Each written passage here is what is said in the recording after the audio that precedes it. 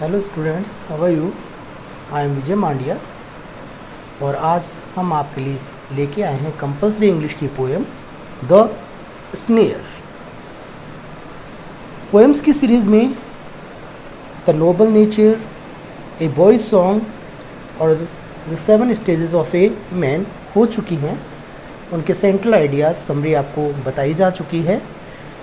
I hope so आपने वो videos में देखा होगा, पढ़ा होगा। And in this series I came with you the snare. The snare means to capitalize, to captivate something else, to catch something else, या something is caught, something is caught, and in this poem a rabbit is caught in the snare, or we can say a trap. So now the rabbit's crying is given in this poem. Before it we have read that how the poet is very serious about birds. In this poem the poet is very sympathized about animals. Through rabbit he shows his sympathy, he shows his emotions, and he shows how he loves the animals too much. The poem is written tetrameter. Tetrameter जब 4 feet में कोई poem लिखी जाती है उसे tetrameter, 3 feet में लिखी जाती है उसे ट्रायोमीटर, और 1 ही फीट में लिखी जाती है उसे मोनोमीटर कहते हैं। फिट का मतलब ये है, ये स्टेंजा जो बने हुए हैं इन्हें फिट कहा गया है। तो पूरी पोएम इयाम्बिक टेट्रामीटर में है। इयाम्बिक का मतलब होता है कि कोई लाइट सिलेबल होता है वो पोएम में hard syllable, hard stressed word को फॉलो करता है, तो वो इयाम्बिक मीटर होता है। और क्योंकि ये 4 फीट में है इसलिए टेट्रामीटर है, तो ये इयाम्बिक टेट्रामीटर में पोएम लिखी गई है। लिटरेचर में इयाम्बिक टेट्रामीटर का बहुत यूज़ हुआ है। तो आप जब अबाउट द पोएम बुक्स में पढ़ेंगे तो इजीली आपको पता लग जाएगा कि इयाम्बिक टेट्रामीटर क्या होता है। तो ये पोइट्री की लाइन है जो ये शो करती है कि किस टाइप से ये पोएम लिखी गई है।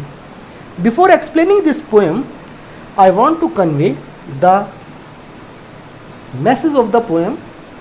Through this poem poet wants to create a helping nature toward the animals. He does not want that people or any other person troubles the animals. He wants animals should live freely and nobody troubles him anywhere else. So the poet only wants to convey love to, sympathy to the wild animals. This poet wants to help a rabbit, but he is very upset, he is very sad because he does not find the rabbit where he is trying, where he is trapped in the cage. So first of all I will read the poem first, then I will explain you after that. I hear a sudden cry of pain. There is rabbit in a snare. I hear the cry again, but I cannot tell from where. But I cannot tell from where. He is calling out for aid, crying on the frightened air, making everything afraid. आप देखिए I hear a sudden cry of pain. There is rabbit in a snare. Now I hear the cry again, but I cannot tell from where. But I cannot tell from where. He is calling out for aid, crying on the frightened air, making everything afraid. Making everything afraid, wrinkling up his little face as he cries again for aid, and I cannot find the place. And I cannot find the place where his paw is the snare. Little one, oh little one, I am searching everywhere, I am searching everywhere. तो जब आप देखेंगे तो ये लाइनें देखिए, ये fourth line next line को रिपीट कर रही, तो it is the example of repetition. ये किसका एग्जाम्पल है? कि पोएम में रिपीटिशन का एग्जाम्पल है. इसके लास्ट लाइन नेक्स्ट स्टेंजा की फर्स्ट लाइन है, और इसकी लास्ट लाइन इस स्टेंजा की फर्स्ट लाइन है, और इसकी लास्ट इसकी फर्स्ट है. तो इसे कहेंगे रिपीटिशन का एग्जाम्पल. और क्योंकि है ना इस पूरे फिट में जो वर्ड्स यूज़ किए गए हैं, जो सिलेबल यूज़ किए गए हैं वर्ड्स हैं, तो पहले है ना लाइट स्ट्रेस्ड लिखूंगा नहीं आप मीनिंग समझ जाएंगे इसे. लाइट स्ट्रेस, हल्के स्ट्रेस, दबाव वाले शब्द है, और बाद में है ना अधिक दबाव. Hear a sudden cry of pain, pain में ज़्यादा स्ट्रेस है, हियर में कम स्ट्रेस है. There is rabbit in a snare. अब इसके हियर में स्नेयर में फिर ज़्यादा स्ट्रेस है. I hear the cry again but I can not from fear. तो इसी तरीके से इसीलिए इसको कहा गया है, ये कहलाएगा फिट, ये कहलाएगा रिपीटेशन. और क्योंकि 4 फिट में है तो क्योंकि ये लाइट स्ट्रेस फॉलो कर रहा है हार्ड स्ट्रेस को, इसलिए ये इयाम्बिक है. और क्योंकि 4 मीटर तो ये टेट्रामीटर में लिखी हुई है, इसीलिए ये इयाम्बिक टेट्रामीटर वाली पोयम है. तो आप कंफ्यूज ना हो कि इयाम्बिक टेट्रामीटर, ये तो it is a figure of speech, और ये फिगर ऑफ स्पीच है, अलंकार है. अलंकारों के बिना कुछ भी नहीं है. जैसे कहते हैं आभूषण नारी का श्रृंगार है, वैसे ही है ना इस पोयम का श्रृंगार फिगर ऑफ स्पीच होते हैं. तो कोई पोयम किसी फिगर ऑफ स्पीच को लेकर श्रृंगार करती है, कोई किसी को. इसने लिया है iambic tetrameter. So I will explain you line to line. Be concentrate. I here, कवि स्टीफेंस कहते हैं, हियर यानी सुनना, सडन यानी अचानक, क्राई यानी आवाज़. और वो आवाज़ कैसी थी? पेन, दुख भरी, परेशानी से भरी हुई. मैंने एक आवाज़ सुनी, I hear a sudden cry, crying सुनी, और अचानक से सडनली. और उस आवाज़ में क्या था? दर्द था. There is a rabbit in a snare. सुनने से लगता था कि जहाँ से ये आवाज़ आ रही है, स्नेयर, किसी जाल में, किसी ट्रैप में, किसी रैबिट को तो नहीं फंसाया गया है. Now I hear the cry again. अब मुझे पहले भी वो आवाज़ आई, वापस से मुझे वो आवाज़ आ रही है, अर्थात वो दर्द भरी आवाज़ें मेरे कानों में लगातार आ रही हैं. But I can not tell from where, but I can not imagine where is the cry is coming from. I want to find out, but there is no hint is given to me where is the crying is coming. तो प्रथम fit में, पहले इस fit में कवि ने एक दर्द भरी आवाज़ सुनी, चिंता में है, सीरियस है कि ये आवाज़ कहाँ से आ रही है. और लगता तो है कि किसी रैबिट की आवाज़ है ये. और ऐसी आवाज़ें तभी आती हैं जब कोई रैबिट को किसी जाल में फंसा दिया हो और वो बेचारा निकलने की कोशिश कर रहा हो, और निकलते हुए उसको परेशानी हो रही हो या किसी चीज़ में फंस गया हो और वो चीख रहा हो। But I can not tell from where, मैं बता नहीं सकता कि वो आवाज़ कहाँ से आ रही है। He is calling out for aid, पर मैं इतना जानता हूँ कि वो जो रैबिट है जो स्नेयर में फंसा हुआ है, ट्रैप्ड है, कॉलिंग पुकार रहा है एड। किससे किससे पुकार रहा है? एड के लिए, हेल्प के लिए। इतना मुझे पता है कि वो रैबिट मदद के लिए पुकार रहा है। Crying on the frightened air, देखो क्राइंग यानी चीखना, चिल्लाना, फ्राइटेंड एयर। क्या हवा फ्राइटेंड होती है? तो आप अंदाज़ा लगा सकते हैं कि यहाँ पर ना कवि ने मेटाफोर का यूज़ किया है। कवि ने इस लाइन में मेटाफोर का यूज़ किया है। देखिए फ्राइटेंड, हवा कभी फ्राइटेंड थोड़ा ना होती है, लेकिन ज़रा आप समझ सकते हैं इस बात को कि आप अच्छे खुशी से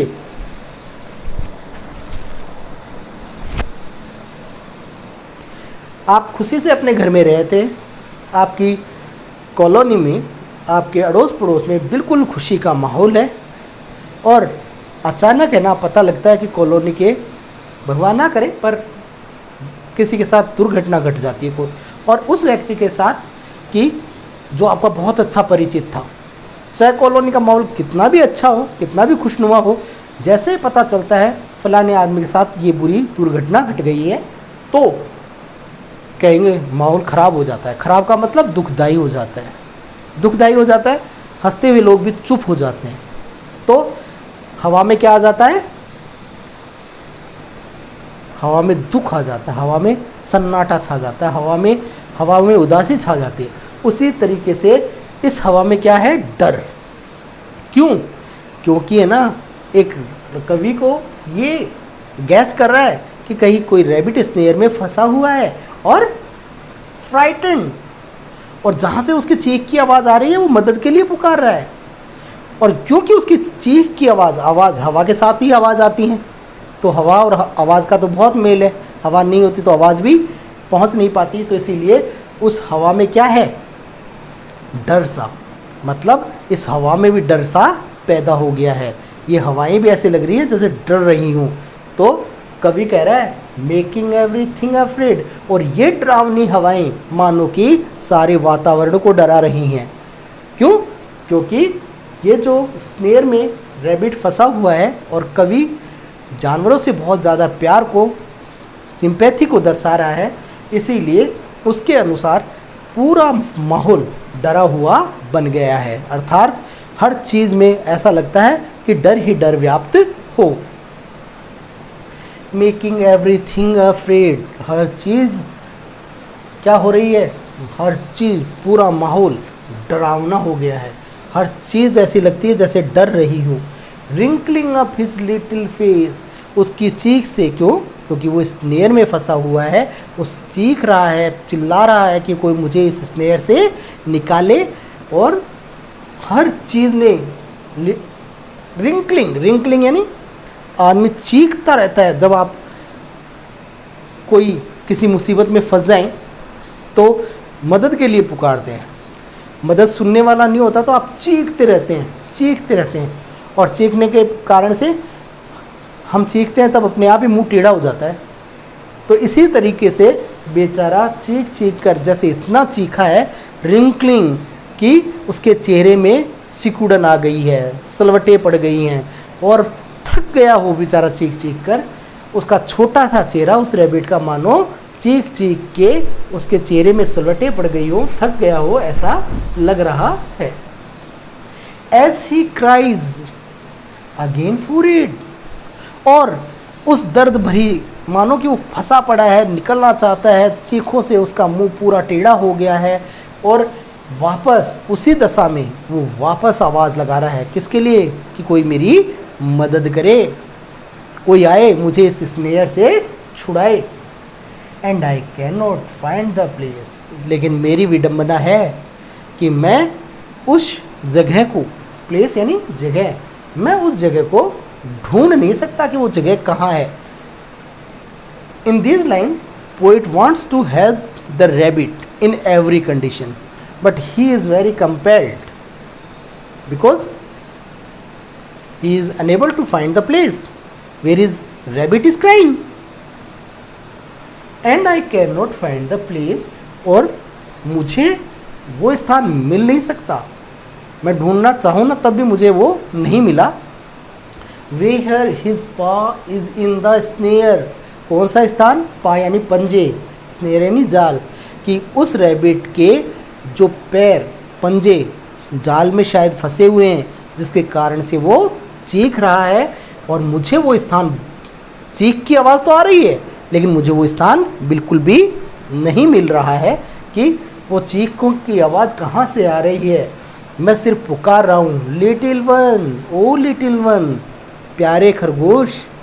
कवि ने चिंता मग्न होकर ये बातें कही हैं, वो उसे ढूंढना चाहता है इसलिए कह रहा है लिटिल वन, ओ लिटिल वन, ये प्यारे खरगोश, वो छोटे से जीव, आई एम सर्चिंग एवरीवेयर, और चिंता में डूबा हुआ कवि उसे हर जगह तलाश कर रहा है।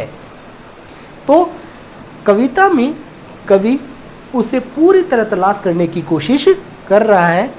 क्या चाहता है अब आप समझ सकते हैं। अगर आप छोटे पॉइंट बनाना चाहें तो love to wild animals,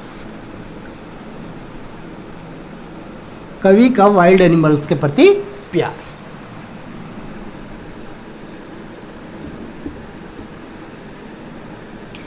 to sympathize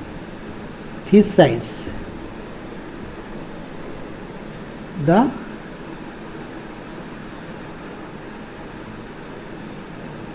animal, या poet sympathy towards the animals.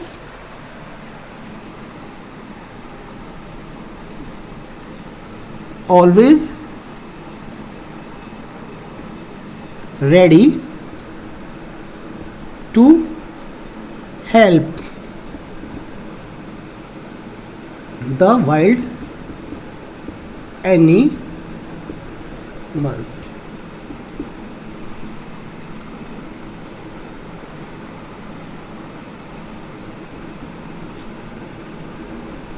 He feel anxious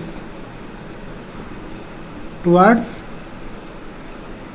animal problem, किसी एनिमल की प्रॉब्लम में कवि एनेक्सियस रहता है, चिंतित रहता है। तो ये 4 पॉइंट से आप इसकी पूरी समराइज कर सकते हैं। ठीक है, कविता किस में लिखी गई है? मीटर में लिखी गई है।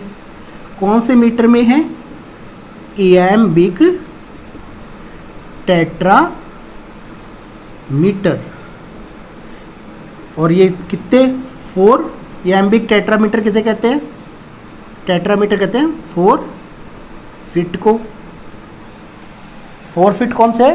1 2 3 4, ये 4 फीट है। इयाम्बिक क्यों है? अब आपको मैं बता दूं ये इयाम्बिक क्यों है, क्योंकि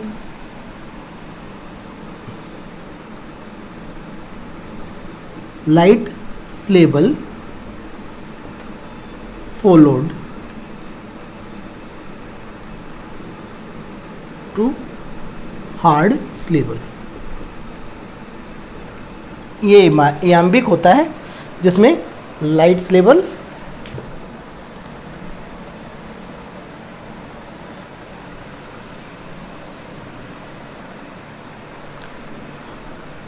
लाइट सिलेबल मैं बता रहा था कि लाइट सिलेबल है ना, फॉलोड बाय हार्ड या स्ट्रेस्ड। ठीक है, तो ये सिलेबल क्या है? सिलेबल एक प्रकार से वर्ड्स ही होते हैं, तो वो उसे फॉलो करते हैं तो वो इयाम्बिक होता है। अब हिंदी में इयाम्बिक को क्या कहते हैं? कहते हैं कि हल्के दबाव वाले शब्द जब किसी अधिक दबाव वाले शब्दों को फॉलो करें तो वो इयाम्बिक कहलाते हैं। ठीक है, तो इसीलिए ये एम्बिक है।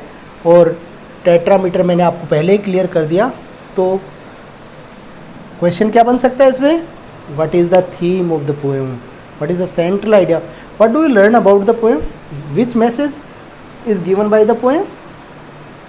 So it is already clear कि क्या मैसेज है ना ये कविता क्लियर कर रही है, क्या मैसेज ये कविता देना चाहती है, और इसमें ना कवि क्या बताना चाहता है। हालांकि कवि इसमें कोई हेल्प कर नहीं रहा, लेकिन वो अपनी एंजाइटी दिखा रहा है, दुख दिखा रहा है, चिंता दिखा रहा है। क्यों?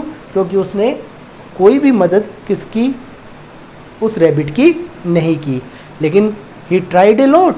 वो बताना चाहता है कि ही ट्राइड ए लॉट। कौन सी लाइनों से, लिटिल वन ओ लिटिल वन, मतलब he is walking, he is running around all where else the voice is coming out, but wherever he goes he does not find the rabbit, only the voice is coming in his ear, or the voice is very very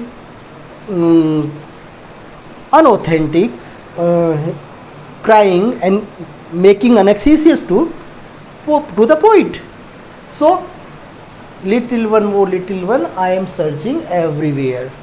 So he wants to say, I want to help you, but wherever I go, you do not, I do not see you anywhere else. So poet is very annexatious, loving the, अब देखिए इसमें surroundings की बात कर दी, तो कवि ने इसको पूरा ही पर्सोनिफाई तो मैंने बताया, निरूपक मेटाफोर कर दिया है इसको, है ना। तो पूरे के पूरे कवि ने फिगर ऑफ स्पीच का यूज़ करते हुए छोटी सी 4 फीट की ये पोएम है, और कवि ने इसमें पूरा का पूरा अपना दबाव दिखा दिया है कि वो इस पोएम के बारे में क्या कहना चाहता है। So the dear students, I will tell last one thing, the central idea or the summary of the poem, and some which question is made from it, I will tell you in my next video. Or in the end I will tell you one thing, जब ये poem आपको समझाई जाती है तो इसे read out ज़रूर करें, और रीड आउट करने के बाद मैं जो सेंट्रल आइडिया लिखवाता हूँ उसको थोरोली पढ़ें, क्योंकि सारे के सारे क्वेश्चंस उसी के ज़रिए बनेंगे। तो आप लोग इस बात का ध्यान रखें कि पूरी की पूरी पोएम को रीड आउट करें। Thank you very much.